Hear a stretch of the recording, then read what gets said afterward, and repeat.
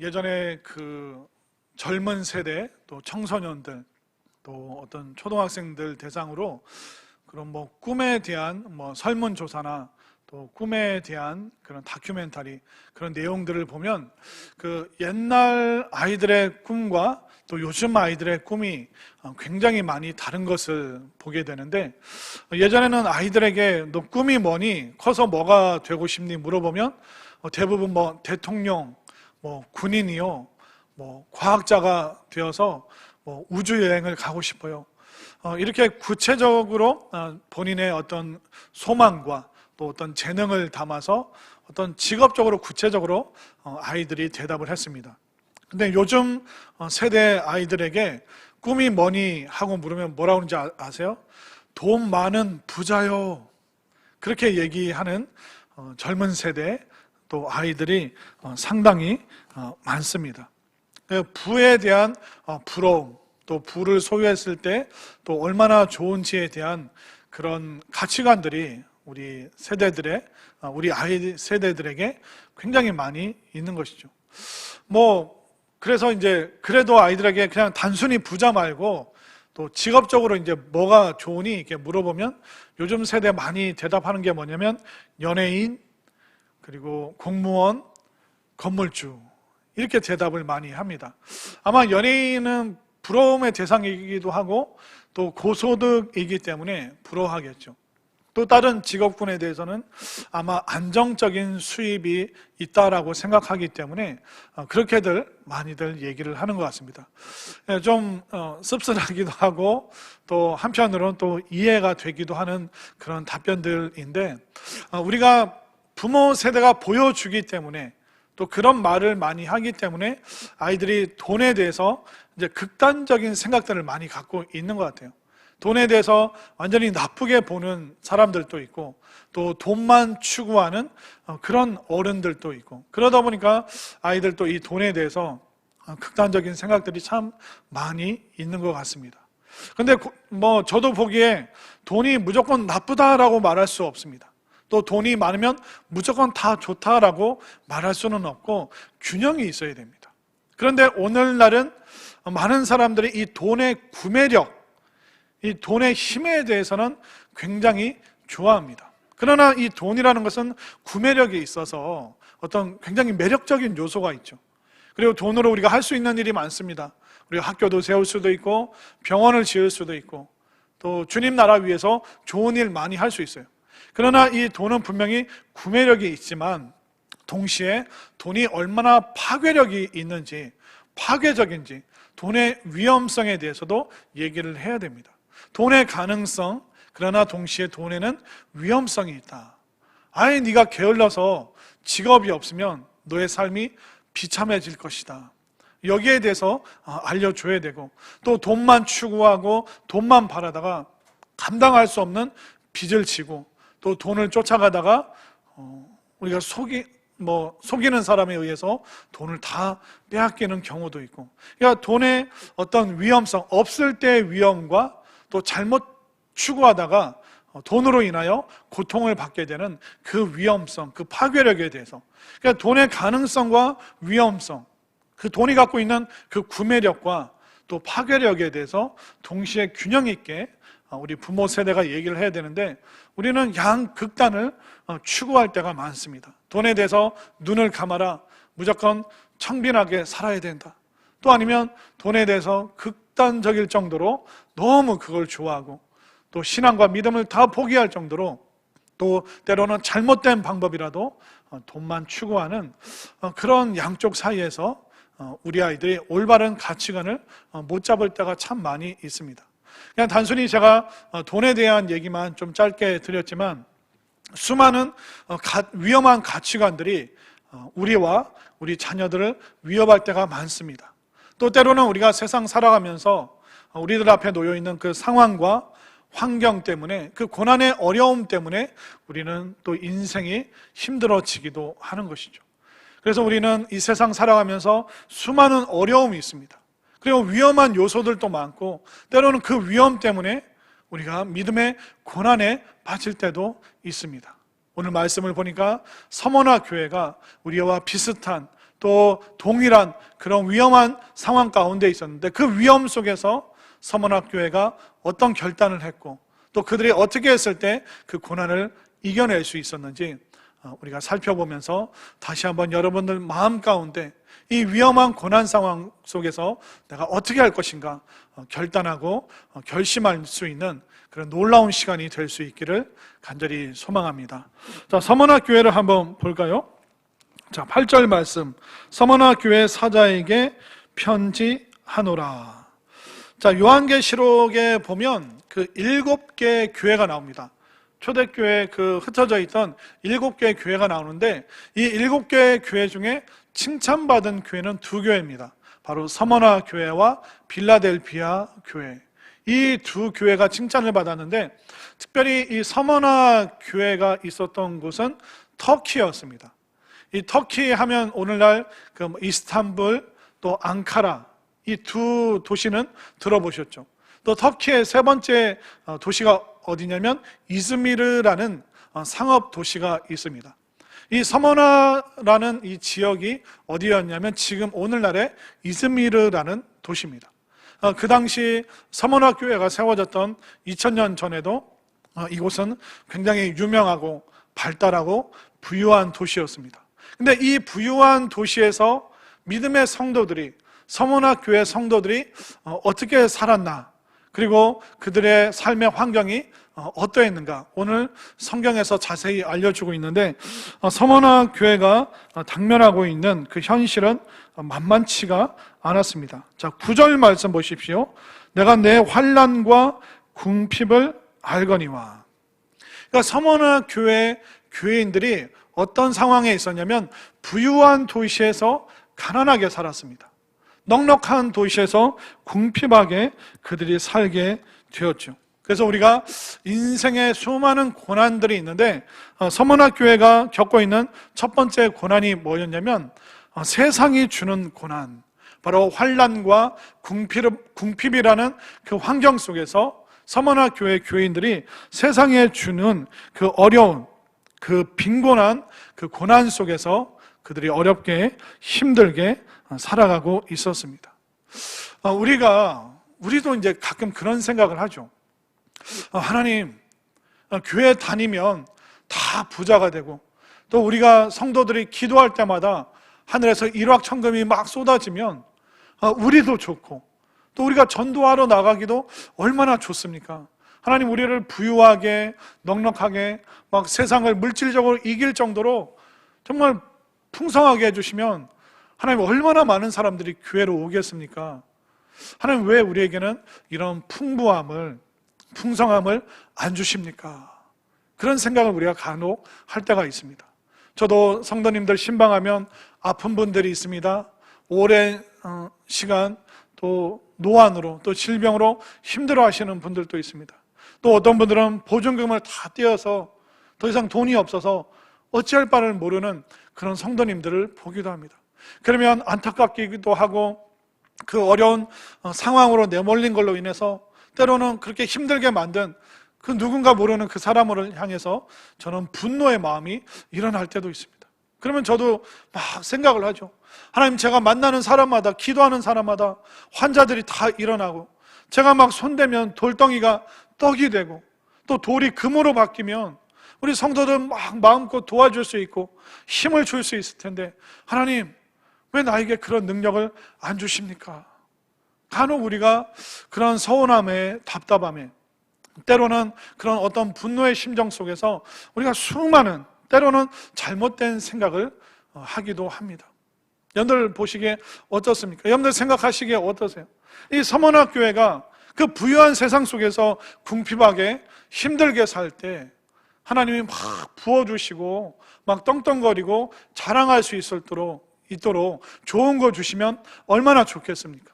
그런데 이 궁핍과 어려운 환난과 고난이 여전히 이 서머나 교회 교인들에게 있고 우리에게도 있습니다. 왜 그럴까요? 우리가 돈이 막 많으면 의시될 수도 있고, 근데 돈이 없으면 우리가 자존심 상하고 속상할 수도 있습니다. 근데 왜 궁핍의 그 환경에서 당장 벗어나게 우리 주님이 안 도와주실까요? 때로는 우리가 고난과 고통이 있어야지만 내가 알지 못했던 나를 발견할 수 있는 거예요. 우리가 좀 어려워 봐야지 평소에 내가 얼마나 교만했는가, 그때서야 우리가 깨닫게 됩니다. 우리가 좀 어려운 형편에 놓여 봐야지 힘들게 사시는 분들이 얼마나 그들이 외롭고 어려운가, 그때서야 우리가 다른 사람의 마음을 알 수가 있습니다. 그렇기 때문에 우리가 환난과 어려움과 궁핍이 없으면 내 자아를, 내가 어떤 존재고, 내가 얼마나 교만하고, 내가 얼마나 속 좁은 사람인가, 우리가 고난과 고통을 겪어봐야지만 발견할 수 있는 나의 모습이 있기 때문에 때로는 이 어려운 환경과 궁핍이 우리를 더욱더 놀라운 믿음의 자리로 인도해 주신다는 것을 여러분들 분명히 믿으시기를 바랍니다. 그리고 우리가 어려울 때, 힘들 때 간혹 그런 생각이 들 때가 있죠. 내가 그냥 확 한번 그냥 부자가 되어서 또 세상 사람들이랑 똑같이 경쟁해서 똑같이 살면서 내가 막 이렇게 돈을 엄청나게 벌면 나도 좋고 우리 주님도 좋은 게 아닌가? 그런 생각이 들 때가 있습니다. 그러나 우리가 분명히 알아야 될 것은 뭐냐면 이 세상은 수없이 우리의 욕망을 부추깁니다. 그러니까 욕망을 부추기는 그 세상에 자꾸 여러분들이 몰두하다 보면 우리가 영적인 존재라는 것을 자꾸 잊어버려요. 돈만 있으면, 이것만 있으면, 그러니까 돈이 필요 없다는 게 아닙니다.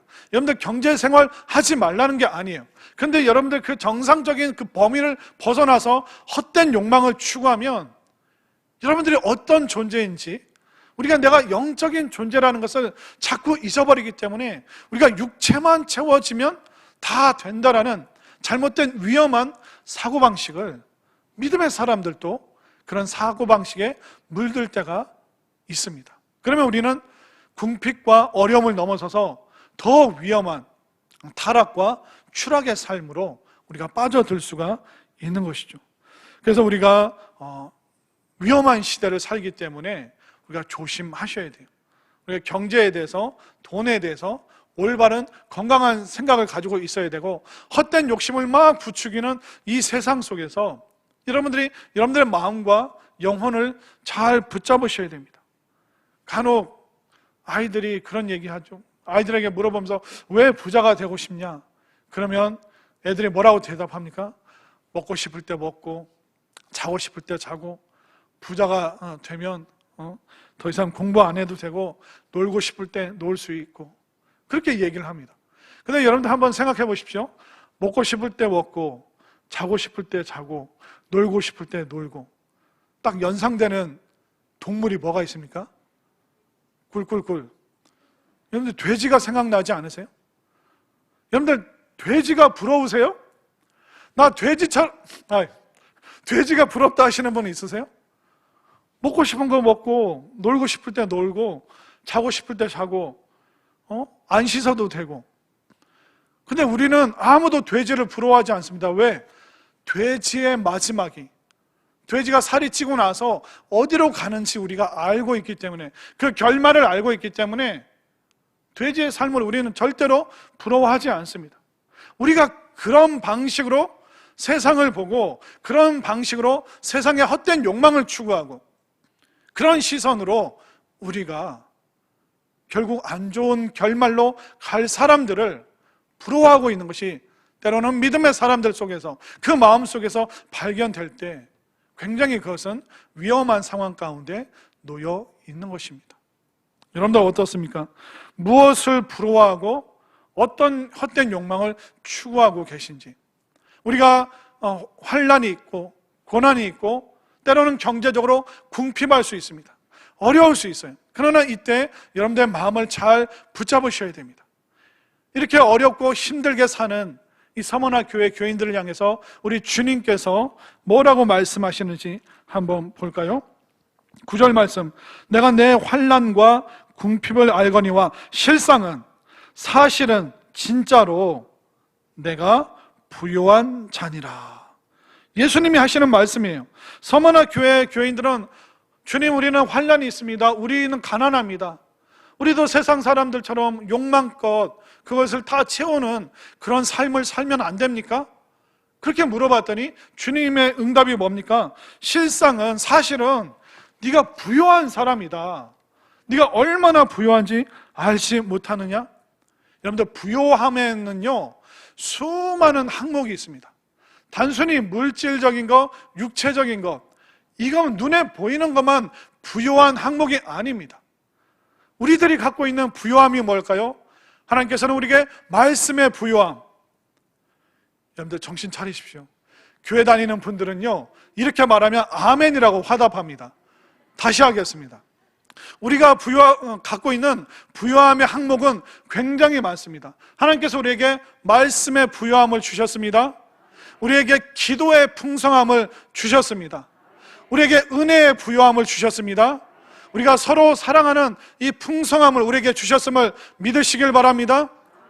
그렇기 때문에 하나님께서는 얼마나 우리에게 영적으로 놀라운 은혜의 풍성함을, 부요함을 주셨는가, 여기에 대해서 여러분들 다시 한번 새로운 시각, 여러분들의 눈이 뜨여지는 시간이 될 수 있기를 소망합니다. 여러분들, 진짜 부요함이 무엇인지 예를 들어서 한번 설명을 드릴게요.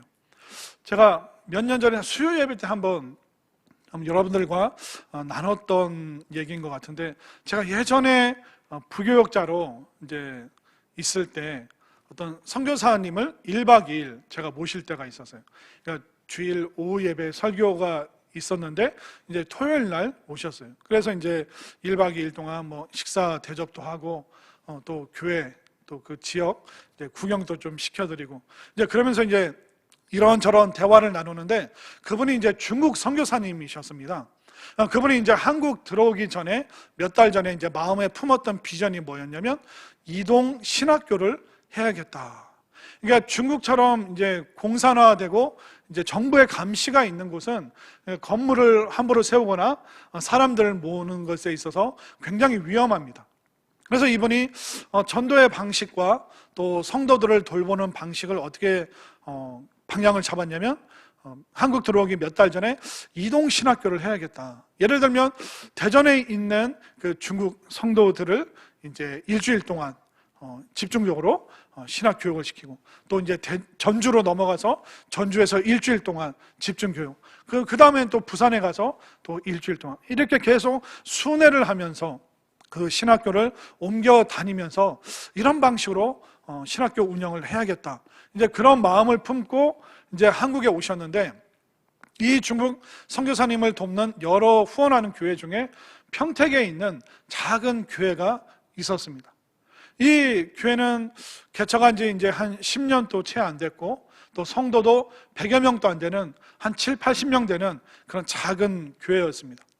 근데 이 교회에서 이제 선교사님을 후원하기 때문에 이 선교사님이 또 이쪽 교회 가서 선교 보고도 하고, 또 수요 예배나 금요 심야 기도회 때 이제 설교를 하시는데, 어느 날 이제 그때 제가 모시고 돌아다니는 이제 그 몇 주 전에 그 평택에 있는 교회를 갔는데, 그 교회에서 있었던 얘기를 저에게 해주시는 거예요. 그래서 평택에 있는 교회를 가서 이제 금요 심야 기도회를 인도하고 이제 마쳤는데, 어떤 성도님이 오셔서 얘기를 하더래요. 선교사님, 제가 선교사님 위해서 새벽마다 기도하는데 자꾸 학교라는 단어가 생각나고, 선교사님이 학교를 만들 거다, 그런 마음을 자꾸 주셔서, 아니 중국에서 어떻게 학교를 세우지? 그러면서 이제 의구심을 갖고 계속 기도를 했습니다. 선교사님, 자꾸 학교라는 단어가 나오는데 이게 무슨 일이에요? 선교사님에게 소름이 끼쳐가지고 그냥 마음속으로 생각하고 있었는데, 하나님께서는 평택에 있는 기도하는 그 무명의 성도를 통해서 그 마음에 학교라는 그 확신을 주시고, 그 성도의 입을 통하여 하나님께서 이것을 계획하셨구나, 하나님이 이것을 인도하시고 이 하나님의 뜻이 있구나, 그 확신을 얻는 순간 이분이 정말 눈물이 나고, 그 하나님의 사랑과 그 하나님의 그 신비로운 그 섭리 때문에 그 감격을 주체할 수 없었다고. 그러면서 그 비전에 대해서 막 그 성도님과 나눴던 기억이 있고, 또 평택에 있는 또 어떤 성도님은 그 선교사님에게 오셔서, 선교사님, 이제 한 달 동안 이제 한국에서 막 여기저기 다니실 텐데 교통편은 어떻게 하시냐고. 그래서 뭐 특별히 아직 무슨 방법이 없습니다 그랬더니, 이 남자 성도님이 선교사님 오시기 전에 제 아내와 상의를 했습니다. 저희 집에 차가 2대가 있습니다.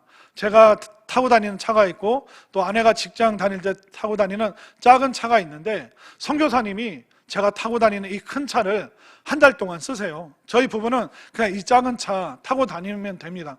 그래서 선교사님 편하게 타고 다니시게 그 자동차 보험을 30살 이상 누구나 운전할 수 있는 그런 보험으로 다 바꿔놨습니다.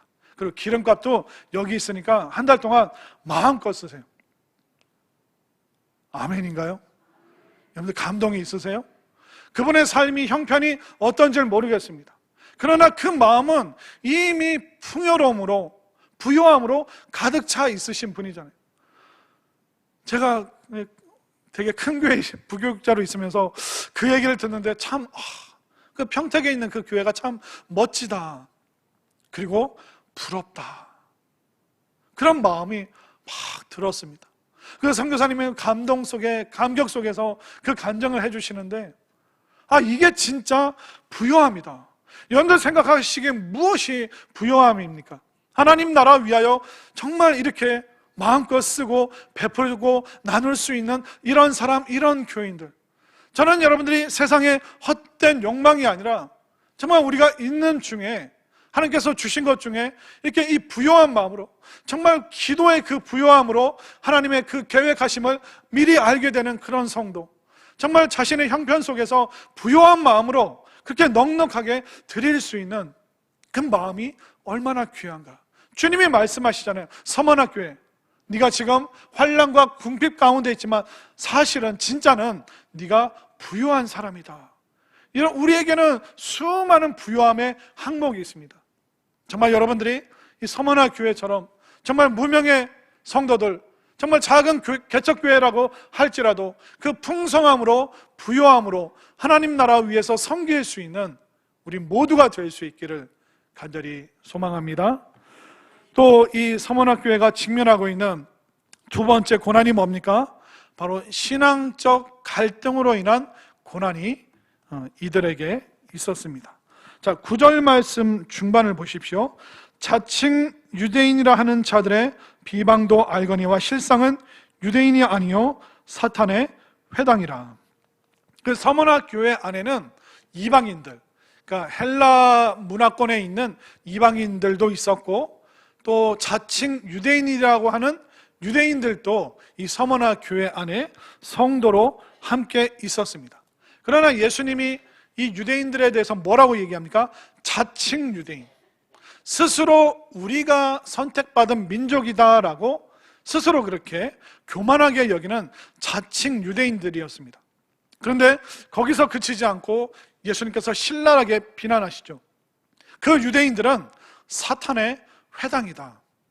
그러면 이 자칭 유대인들이 도덕적으로 타락했을까요? 그렇지 않습니다. 유대인들은 굉장히 도덕적으로 엄격한, 완벽에 가까운 삶을 살았습니다. 그러면 이 자칭 유대인들이 그 하나님에 대한 열심이 없었을까요? 아닙니다. 이 유대인들은 누구보다 금식하고 막 여러 가지 종교적인 행위, 몸을 막 힘들게 고행을 하고 수많은 선행들을 그들이 했습니다. 하나님 앞에 열심, 그 열심이 특별했던 특심을 가지고 살았던 사람들이 바로 자칭 유대인들이었습니다. 도덕적으로 완벽에 가까운 삶을 살죠. 또 하나님을 향한 자신들 나름대로의 그 열심의 삶, 자신들이 만든 그 선행의 삶이 있었습니다. 그런데 예수님께서 왜 이들을, 이 자칭 유대인들을 사탄의 회당이라고 말씀하셨을까요? 그들은 자신들이 가지고 있는 잘못된 신념을 버리지 않았습니다. 그들의 삐뚤어진 그 빗나간 신념을 버리지 않았어요.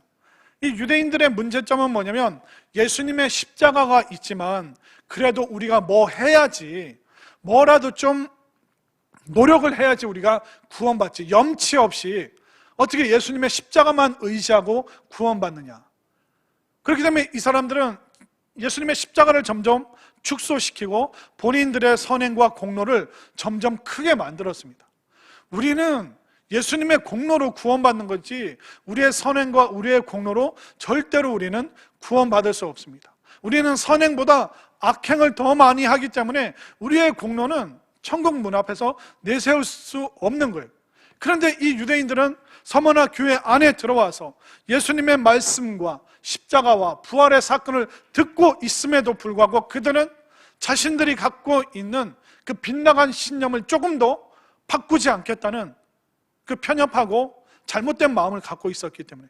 근데 이 사람들이 외부인들이 아니라 교회 안에 있는 잘못된 신념의 사람들, 그들로 인해서 이 서머나 교회는 수많은 신앙적인 갈등이 있는 거예요. 오늘날 여러분들도 어떻습니까? 여러분들 가정 안에서도 신앙적인 갈등이 있잖아요. 믿음의 가족이 있고 믿지 않는 가족, 이 불신앙을 갖고 있는 우리 가족들이 여러분들의 신앙을 조롱하고 비난할 때가 있잖아요.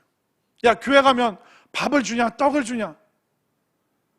근데 공교롭게 오늘 또 떡이 나왔네요.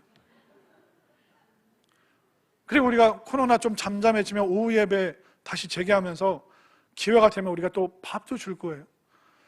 아마 여러분들을 조롱하고 놀리는 그런 가족들이 있을 거예요. 외부인이 아니라 우리 가족이, 내 남편이, 우리 아이가, 일가 친척이 내 신앙에 대해서 조롱할 때 그들이 갖고 있는 신념, 야, 십자가, 예수, 교회 다 필요 없어, 돈이 최고야. 돈은 전부가 아니라 일부예요. 나쁜 것도 아니고 극단적으로 좋은 것도 아니고 균형을 잡아야 돼요. 근데 그 자기만이 갖고 있는 그 신념으로 여러분들의 신앙을 조롱하고 비난하는 일들 얼마나 많습니까? 여러분들 직장 생활하면서 예수님 믿는다고 못 내세울 정도로 때로는 군대에서나 직장에서 학교에서 여러분들의 믿음을 조롱하는 그런 세상적인 신념이 여러분들 얼마나 힘들게 하고 있습니까?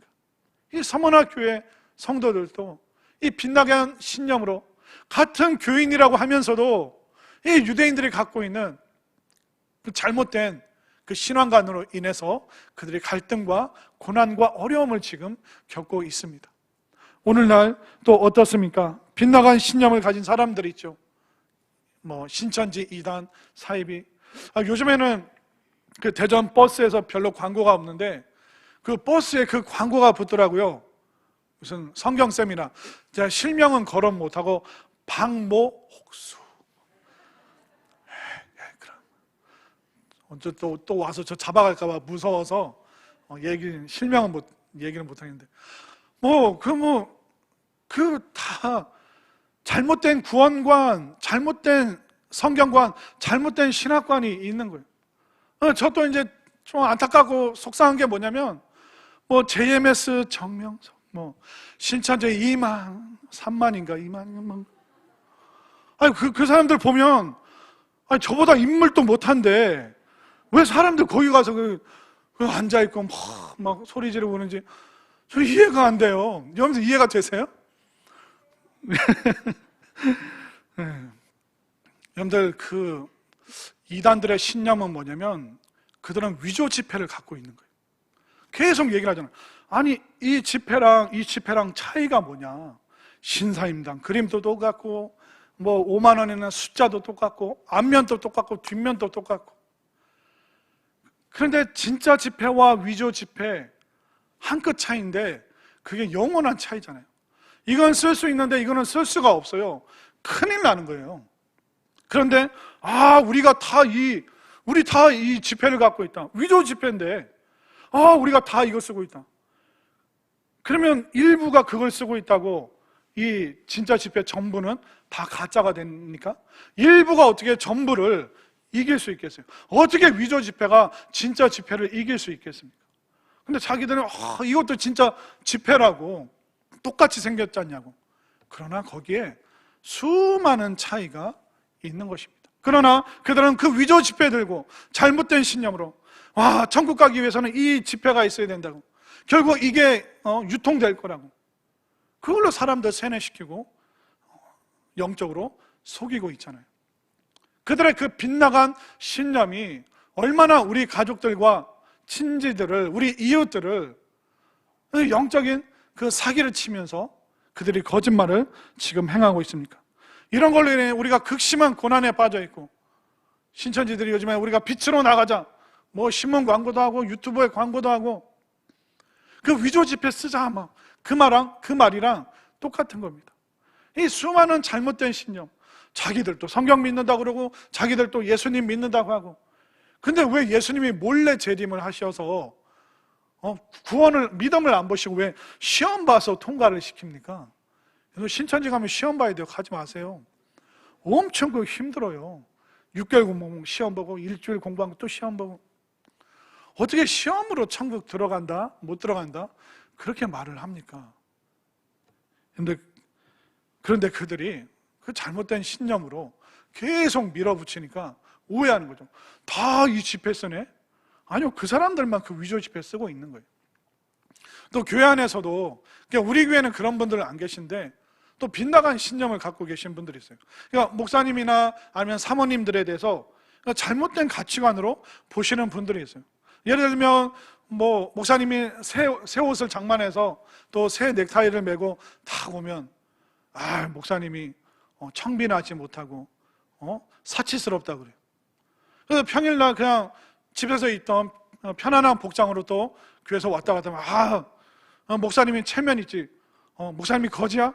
목사님 사례비 안 드려? 왜 저렇게 가난하게 입고 다녀? 아니, 깨끗하게 입으면 사치스럽다고 그러고 수수하게 입으면 그지 같다고 그러고. 제가 그랬어요. 아니면 그러면 옷이라도 좀 사주고 그런 얘기 해보세요. 제가 속으로 그랬어요. 마음으로. 그러니까 우리가 잘못된 신념이 있으면 자꾸 사람들에게 엉뚱한 얘기를 하는 거예요. 또 간혹 교회에서 그런 분들이 있죠. 불만이 있으면 성도들의 피땀을 흘린 그 헌금을 드린 건데 10원짜리 한 장 또 조심해서 써야지. 그건 맞는 말이죠. 그러나 여러분들이 하나님께 드렸기 때문에 교회는 합리적으로 기도하면서 정당하게 그 헌금을 사용하는 거예요. 우리가 드렸기 때문에 사용되는 거에 있어서는 하나님의 뜻에 맡기는 거죠. 근데 교회에서 돈 얘기하시는 분들, 솔직히 말해서 헌금 온전히 하시는 분들 없어요. 왜 그럴까요? 빗나간 신념, 잘못된 가치관으로 계속 사람들을 바라보기 때문에. 그러면 이렇게 자칭 유대인들이라고 하는 이 못된 사람들, 삐뚤어진 신념의 사람들이 우리 주변에 있고 우리의 신앙을 위협을 할 때 우리가 어떻게 해야 될까요? 이 신앙적인 이 고난 앞에서 어떻게 해야 될까요? 그것은 바로 우리가 칭찬받는 사람들과 교제하면 되는 것입니다. 유대인들이 어떤 사람들이에요? 자칭 유대인들. 자기 자신을 막 칭찬을 해요. 나 잘났다고. 그러나 그런 사람들과 우리가 교제할 필요가 없는 거예요. 우리는 누구와 교제해야 돼요? 자칭이 아니라 타칭. 다른 사람들로부터 칭찬과 인정을 받는, 그러니까 말씀의 부요함을 추구하고 기도와 은혜와 사랑의 부요함을 추구해가는, 순종의 부요함을 추구해가는 칭찬받는 사람들과 교제할 때 우리가 신앙의 이런 어려움과 고난을 넉넉히 이길 수 있다는 것을 여러분들 확신하시기를 바랍니다. 그리고 세 번째, 서문학교에는 앞으로 다가올 고난이 그들 앞에 놓여 있었습니다. 자, 10절 말씀을 볼까요? 너는 장차 받을 고난을 두려워하지 말라. 장차 받을 고난은 뭡니까? 앞으로, 네가 지금 이걸로 끝이 아니라 앞으로 장래, 미래에 또 고난이 있을 것이다. 이 말은 뭡니까? 설상가상, 엎친 데 겹친 격으로 이 고난이라는 것은 너희들이 불완전한 세상을 살아갈 때 너희들을 힘들게 하고 어렵게 하는 그 고난이 앞으로 계속 있을 것이다. 이 고난은 한 번으로 끝나는 것이 아니라 반복적으로 너에게 올 것이다. 이 코로나라는 질병을 생각해 보십시오. 이 코로나 전에 뭐가 있었습니까? 사스가 있었고 메르스가 있었죠. 아마 그 전에도 수많은 전염병들이 우리들 속에 있었습니다. 그것뿐만 아니라 고난은 종류를, 얼굴을 바꿔서 계속 우리에게 와요. 우리가 다른 나라의 압제를 경험한 적이 있고, 동족 상잔의 비극, 전쟁을 경험한 적도 있고, 또 한번 잘 살아볼까 했더니 갑자기 IMF가 나서 나라 자체가 부도가 나고, 그러니까 우리가 종류는 다르지만 수많은 고난을 겪으면서 여기까지 왔는데 앞으로 코로나 말고 또 다른 어려움과 고난과 환난이 우리들에게 있다는 거예요. 아니 주님, 네가 믿음 생활하면 모든 고난이 없어진다, 그렇게 말씀해 주셔야 되는 거 아닌가요? 그러나 주님이 이 고난 앞에서 우리에게 뭐라고 격려하고 계십니까? 자, 10절 말씀 다시 한번 보세요. 너는 장차 받을 고난을 뭐하지 말라? 두려워하지 말라. 주님께서 고난을 제거해 주시는 것이 아니라 두려워하지 않도록 새로운 각오를 가져라, 이렇게 말씀해 주시는 거예요. 우리가 여전히 예수님께서 이 땅을 심판하시기 전에, 재림하시기 전까지는 우리는 불완전한 세상을 살아가요. 불완전한 세상에서는 고난이 끝이 없습니다.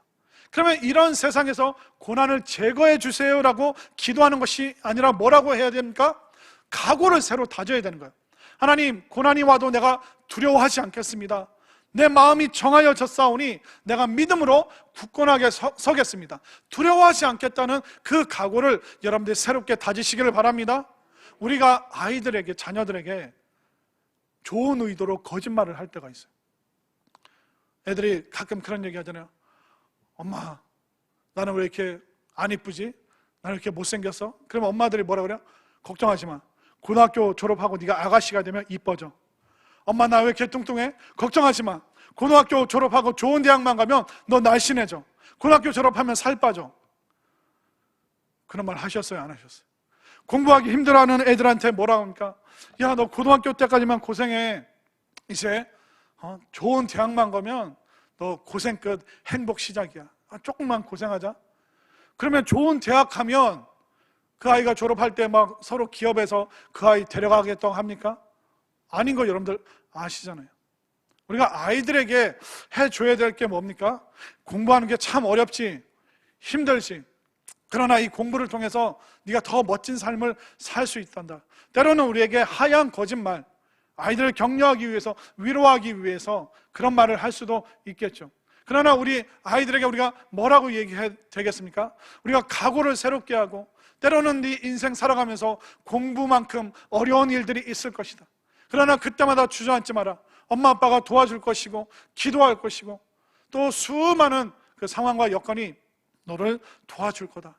겁먹지 말고 두려워하지 말고, 야, 너 안 이쁘다고 걱정하지 마. 사람은 인물로 사는 게 아니라 인상으로 사는 거야. 밝은 인상, 긍정적인 인상. 야, 이쁜 거, 잘난 거 그거 오래 못 가. 인상이 중요해.